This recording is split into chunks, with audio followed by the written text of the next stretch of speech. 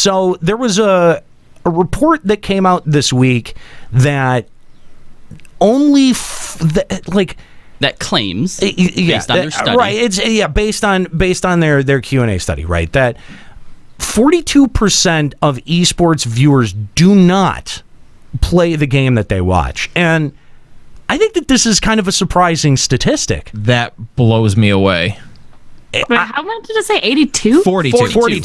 42%. Well, that doesn't seem that So weird. almost half of the people watching Counter-Strike Go don't actually play Counter-Strike Go or League of Legends. Which is fair because Counter-Strike is pretty well, okay. See, like you guys, at first I was surprised when I read it, but then when I actually thought about it in terms of, let's compare this to any other spectator sport or competition, I mean, that makes sense, right? In the case of traditional sports, Like, I obviously, like hockey. I don't play hockey. I just in the case of traditional sports, it's probably way higher than that, Well, right? yeah. I mean, I think that, Nika, I think that there is there's kind of a greater barrier to entry getting into hockey. Yeah, you gotta find professional. No, not even professional. Like, if you just want to find a pickup hockey team, that's way harder than downloading League of Legends and installing it. All right, fair, I mean, fair. a basketball is one that has a very low barrier to entry. All you need is a ball and a court. But think of it in like people who watch Let's Plays. Those are people who either love video games and love the stories or love the whatever, but are not very good at it, so they watch other people play it instead. And I kind of feel like that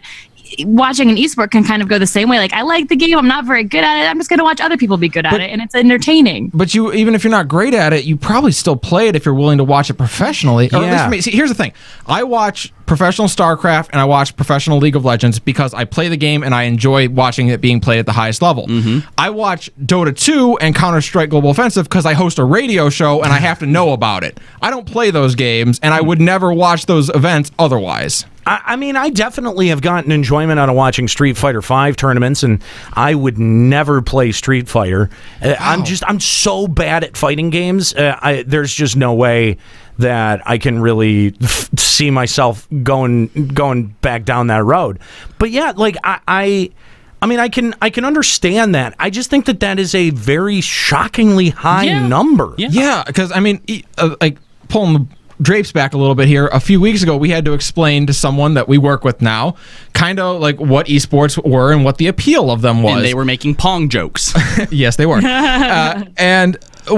Coming out of that, we explained to them, like, one of the big appeals of esports is that everyone can play the game and they can watch it be played at the highest level, but you can always get in and play the game. And then I see this report come out and I'm sitting like, did I just lie to this person? Well, yeah. But at the same time, one of the strengths that we can draw from this, because I think early on one of the questions we were asked is when it comes to sportscasting events or when it comes to bringing new people in, depending on the game, you need to have a nuanced education of what's going on to really be able to follow stuff. But if almost half of the viewing population doesn't play these games, maybe it's not actually that hard to realize what's going on without having actual practical experience. Well, that's the thing, is that, look, if you played Street Fighter 2 in an arcade cabinet 15 fucking years ago, you can still have a basic idea of how Street Fighter 5 operates. Sure, okay? But what if you look at a game like Overwatch or League of Legends, where the number of characters and the abilities per character is so varied and in some cases extremely nuanced? No. You're right. You're absolutely right. And I think that's why I have a problem, because I'm not an Overwatch player. Sure. And when I sit down and I watch it, I feel very overwhelmed. All you really know is extremely overwhelmed. Okay, that person killed that person. Exactly. Nate, that actually happened. There was a time I was showing you some random clips from League of Legends, and a team fight broke out, and it's chaos if you don't understand all the characters in it and what their abilities are. It's just madness to watch. It is. And I had a similar problem with watching Team Fortress 2. I had a roommate that was really big into Team Fortress who would replay shit off of YouTube all the time. And I was like, I don't know what the hell's going on. I mean, okay, that's cool, but it's sort of like when you guys will share a great Overwatch play. I'm like, that's cool. Like, I always watch them, right? Mm-hmm. Like, I know but you that can't really comment, right? You guys are super enthusiastic about it, and I always, in this very sort of clinical way, I'm like, what is the appeal here? You know what I mean? Like, I'm always trying to figure it out, right? But like, I actually have more respect for you knowing that. I always assumed you ignored them. No. Like, the thing is I haven't figured it out yet. Mm-hmm. Like, I mean, I can see, like, oh, okay, like that seemed really impressive, or that seemed like a really difficult jump or something. I don't know. You know what I mean? Like, I have a general concept of why that maybe is difficult, but not the nuanced understanding of like, oh my God, like having that big reaction moment. That's fair. And I wonder, like, when we see a statistic like that, is that people who are, like, 42% of people aren't actively playing it but still watch, or have they never played it? Yeah, because I think that's valid. I cannot imagine being able to watch League of Legends professional play without having played it. Or what sports does that cover? Because again, you said something like Street Fighter. I mean, it's two people I fighting. bet a lot of people would watch that didn't Yeah, necessarily right. understand all But- the intricacies of how the characters work. I mean, even Counter-Strike Go, like, you know when someone dies, okay, you did good there. You know, But he even- pops off 3 people in 3 seconds.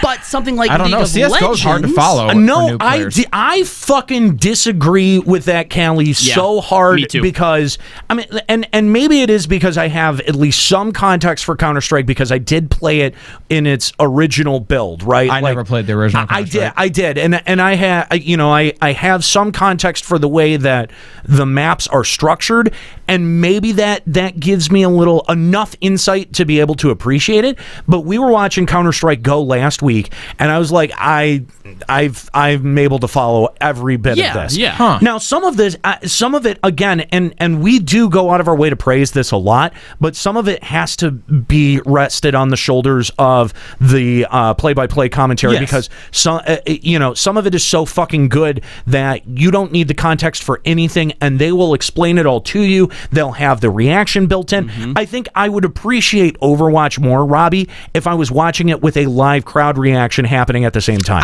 I might start sending you a video here and there from what's his name? The guy who's coming over from Korea to do the casting.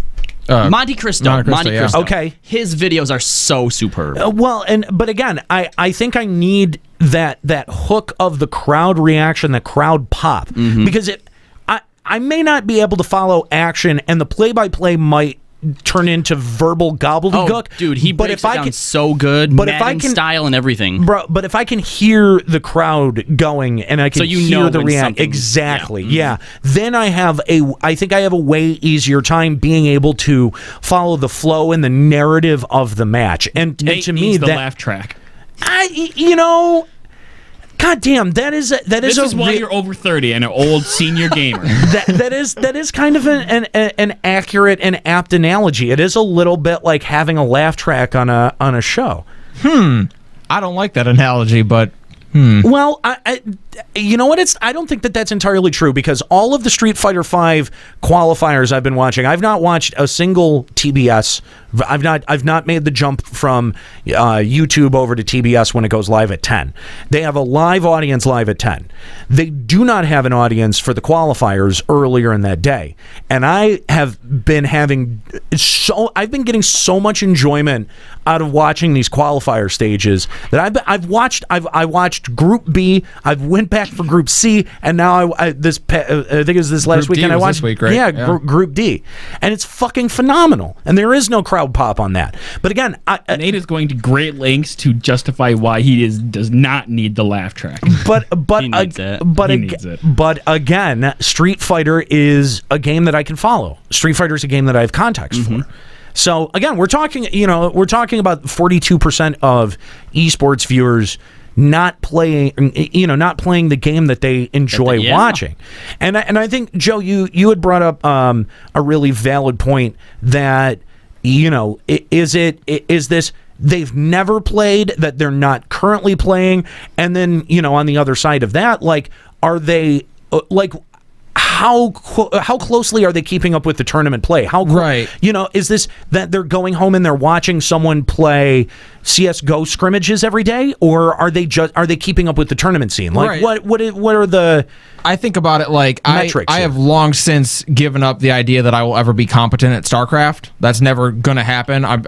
I can't. Which is why I'm going to crush you. That said, I will still watch professional StarCraft play. I will seek it out and watch it because I think it's awesome to see being played at its highest level, even though I don't play it anymore. Do I fall in that 42% because I don't actively play it? But I still used to. I know it. I don't know, though. Like, that's the thing. You might. Yeah. And if you are, I think that would explain why that percentage is so high. Right. I think that I think that the percentage is so high that it becomes suspect. Yeah, well, there's so many variables too because Yeah. like even in the case of first-person shooters, right? I've never played Counter-Strike, but I played a lot of first-person shooters, and I think that's why when watching it. Again, I don't know the map layouts, right? So there are some things that kind of confuse me. But, when 3 dudes come through the smoke and the guy you're watching gets a headshot on all 3 of them, I know that was awesome. Yeah. Yeah. Yeah, that's fair. That's fair. But I don't know. I can see the appeal of watching somebody play a game that you're not 100% invested in as from a first person perspective as a player. But it does seem. I mean, at the same time, because of the culture that we have around gaming, right? Like, if you want to watch sports, if you're a fan of football, but you decide you want to go out of your way to watch, hockey or baseball or whatever, getting that is a little bit different than sitting on Twitch and being like, I'm going to check out League. Oh, it turns out I actually like watching this, Like, as a gaming culture, every game that we would ever want to watch is right there at our fingertips on Twitch. That's kind of a good point. And as Nika pointed out earlier, there is a subset of people, and it's probably a lot bigger than we think, that watch games that either they would they would never play. I mean, I've had a conversation with someone recently that loves watching horror games. Oh, But yeah, would that's one of never my friends of- touch one themselves. She watches all the Silent Hill games, all of those. She's like, yeah, they're just so fun to watch because the stories are interesting, but they creep me out to play them myself. So I just watch Let's Plays. I mean, I guess can see that. I guess that's fair. But Robbie, I think you bring up a really interesting point. Is that how do people choose what they watch? Are they choosing based on the fact that they are invested in the game or that league, or are they just going, like you had said, going to Twitch and just consistently choosing the same game over and over again and seeing what's there? If you're new to Twitch and you're just looking at the those top games, Sure. League of Legends always at the top. I think it's far more likely to find people who are fans of one game that will continuously watch the same game over and over and over again, right? Like they will go and continuously browse the League of Legends category or the Hearthstone category, right? And if there's a tournament going, they'll watch the tournament. But if there's not, they'll watch a scrimmage match. I think that there's far less people who are fans of esports, right? Who will, regardless of the game, seek out tournaments or seek out competitive matches. But I think that's a model that you would follow from viewership in traditional sports. I think there's far more people who are a fan of football or of baseball and not just so much sports in general. But I mean, they also have a franchise, though. They also have a franchise that they have an affinity for, right? Like no one is just a fan of football. No one. Come on. You have a team that you root for, though.